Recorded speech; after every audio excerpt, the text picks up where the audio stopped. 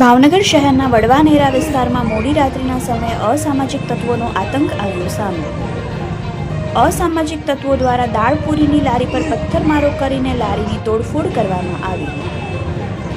બનાવનું કારણ એવું છે કે 2 દિવસ અગાઉ જાહેર શેરી વિસ્તારમાં નશાની હાલતમાં શખ્સો ગાળો બોલી રહ્યા હતા, જેને રોનક દાળપુરીવાળા ઇમરાનભાઈ દ્વારા ટોકવામાં આવ્યા હતા, જે બાબતની લાજ રાખી ગત રાત્રિના સમયે 20 થી 25 લોકોનું ટોળું ધસી આવી અને વડવાનેરા વિસ્તારમાં ભયનું વાતાવરણ ઊભું કરવામાં આવ્યું હતું અને દાળપુરીની લારી પર પથ્થરમારો કરીને લારી સહિતના માલ સામાનને નુકસાન પહોંચાડી શખ્સો નાસી છૂટ્યા હતા।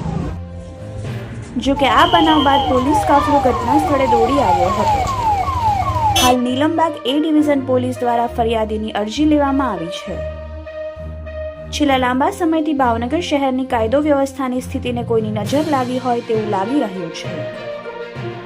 Reporter Shailesh Raval, Yashvi Gujarat news, Bhavnagar.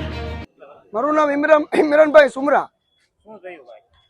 અમે અહીંયા પ્રસંગની અંદર જઈ રહ્યા હતા ભાઈ, ને ઓચિંતાના આમથી 40-50 જણાનું ટોળું લઈ ને શોએબ ગોરી, પછી ઇકબાલ ગોરી ને અસલમ ગોરી, એ ટોળું લઈને 50 જણાનું સામેથી પથ્થરમારો કરી ને મારી લારીની તોડફોડ કરી ગયા છે।